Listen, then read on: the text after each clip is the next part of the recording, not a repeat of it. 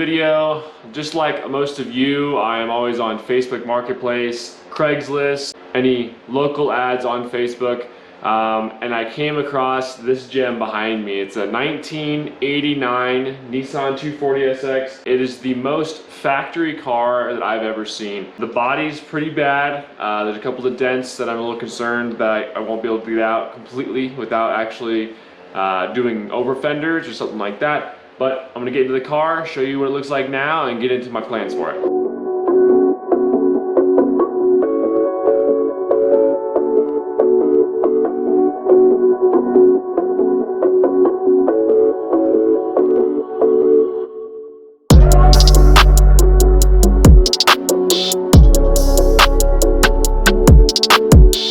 As you can see, it's got the standard cracked dash, no driver's seat.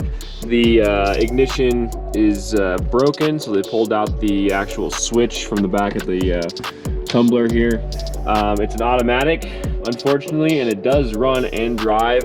The car shifts pretty hard out of first gear, and it's only running on like 2 cylinders right now. The previous owner had a misfire issue, so he had all new plugs, plug wires, and I guess he may have stripped one of these plugs out. You can see how this one's really low and these two are kind of even, and that one's even kind of a little crooked. I can't remember with Yoshi if the bores for the spark plugs are a little off. I'm assuming they're not, and I'm gonna have to put a helicoil in that head. Unfortunately, it does have a sunroof. The shocks do not work. I'm actually using a golf club to keep it open. A pretty large dent down here in the quarter panel. But surprisingly, there is only one color on this car. There's no spray paint, there's no overspray. It's factory cream. If you notice, those are the wheels and tires off of the Sentra. If you go to my last video, you'll see. This is the dent that I'm most worried about. It's dented right in the center of this panel, and if you're up in here, there's actually another panel that joins the inner fender well. It's probably gonna need an over fender, unfortunately, but we'll cross that bridge of aesthetics once I start getting it running and drive it around. The car has about 190,000 miles on it. I'm hoping to get everything working and just have a really stock 240 that I've honestly never seen one that is so clean, has the same color paint everywhere. It's kind of cool to me to actually find this because everything I've worked on has been totaled prior to me getting it. What we're going to do is get the carpet pulled out, get the new one in. I'm hoping to get the ignition in as well today, and then we're going to pull it out. We're going to start figuring out what's wrong with the firing order, if there's something wrong with the firing order, or if it's just the plugs not seating on the head. But I'm looking here now. There's some janky wiring to the spark or to the injectors, so we're gonna have to test these and make sure they're actually firing.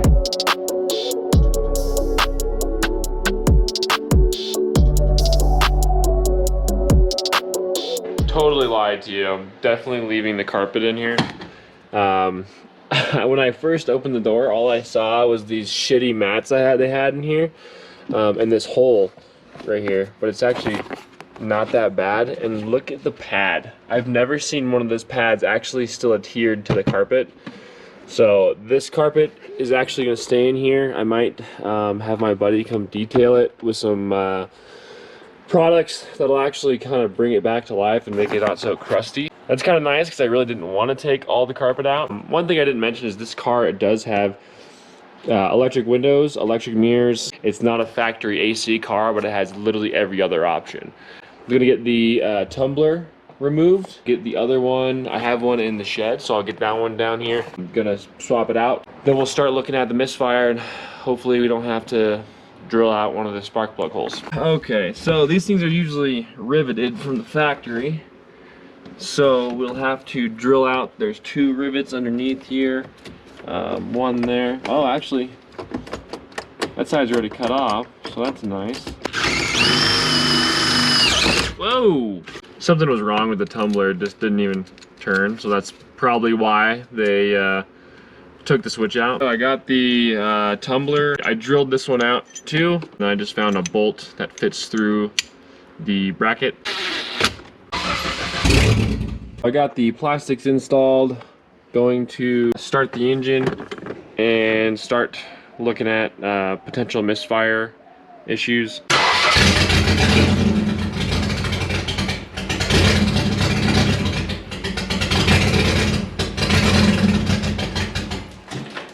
As you can hear, it's only running on 3 cylinders probably. Then when it goes down below 1,000 RPMs, it cuts out another cylinder. I'm gonna pull the spark plugs off and I'm going to test each one individually and see if each one's getting spark. And then we'll move over to the fuel side, see if the injectors are clogged or if it's compression.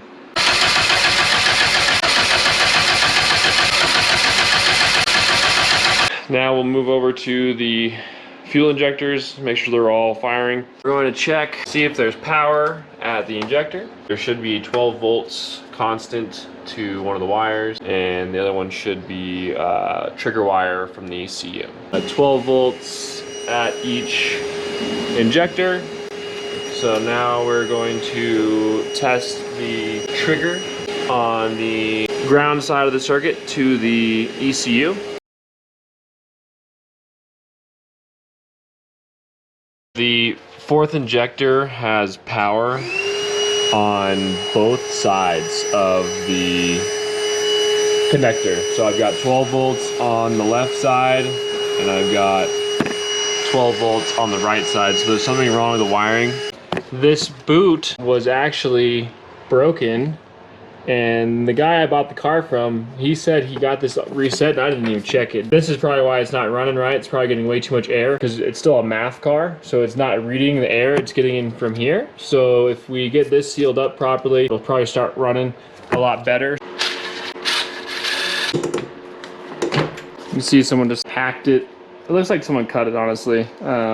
It could have failed, which these do fail on the inner rib like that sometimes, but it's hard to say with a 30-year-old car. Here's the box of goodies. I'm sure I can find something in here.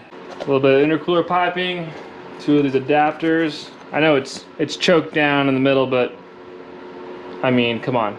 It's a single cam NAKA. You really ain't gonna make it any slower.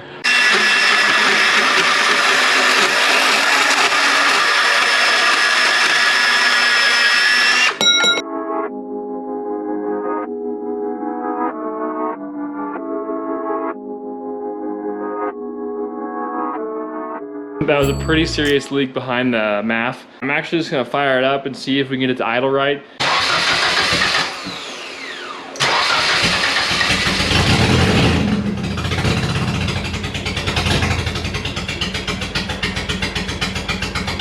So it doesn't run that much better. It runs a little bit better. You can tell it's trying to idle a little bit better, but it's still misfiring at low RPM. I haven't been able to check the voltage because I can't get out of the car. Hook up some jumper cables to a multimeter so I can see it from the dash and see if the voltage is good. All right, that light, I'm actually just gonna get the voltage out of the cigarette lighter here.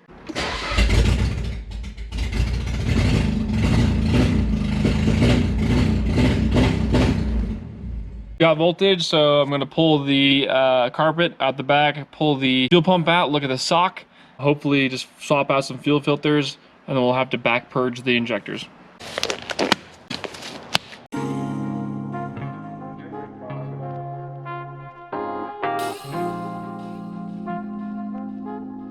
It looks like someone has replaced the pump.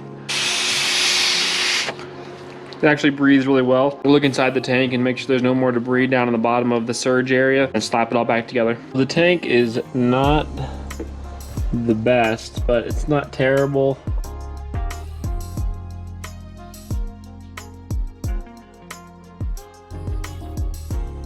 We got the fuel hat back on. I'm gonna go up and actually pull off the fuel filter up front and see if I can blow through it. It kind of feels like it's not getting enough fuel pressure or the injectors are clogged. So here's the fuel filter. I'm gonna get this thing pulled off and see if we can blow through it. You can blow through it, but it is hard. I'm gonna run by the hardware store and grab me a new one real quick. I got the new filter. Much better. So get this thing slapped in, fire it up, see if it works. If it's still misfiring a little bit, we'll pull the injectors and back flush them.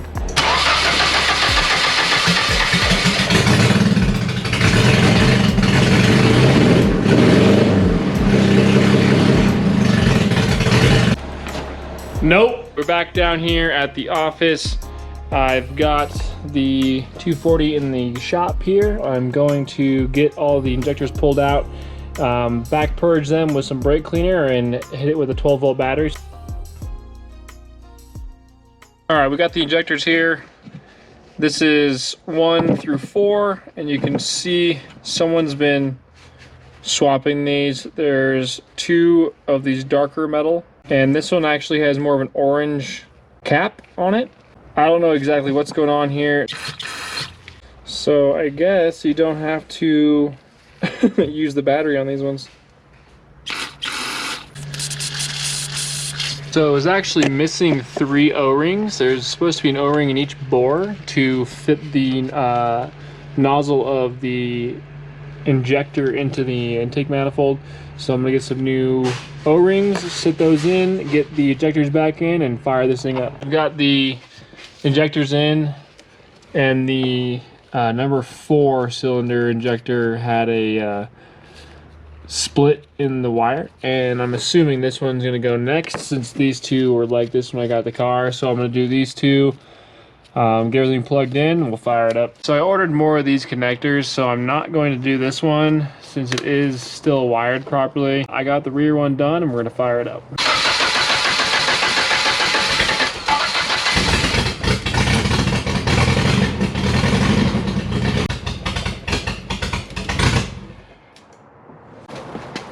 Nope.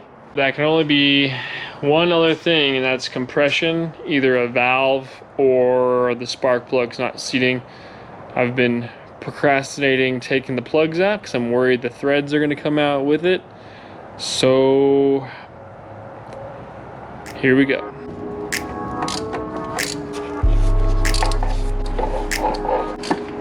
It looks like there's a lot of blow-by on the spark plug seals. The threads seem to be okay. I mean, the bores aren't exactly lined up, so the spark plugs aren't bad. There's no oil, no coolant on them.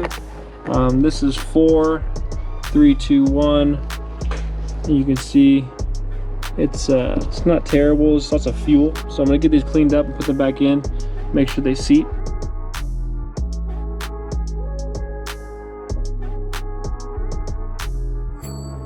This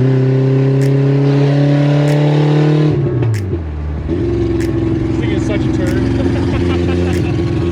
It runs a little bit better, all cylinders, but still isn't idle. The next thing is going to be to check compression and to actually look inside the distributor cap to make sure everything's alright. But that'll be it for this video. Let me know in the comments what I should do with this thing. I just bought it because you can't find these anymore, and it's I need to put an exhaust on it. They cut the cats off at the junkyard, so that's annoying. Let me know what I should do with this thing. I'm thinking return it to stock, and then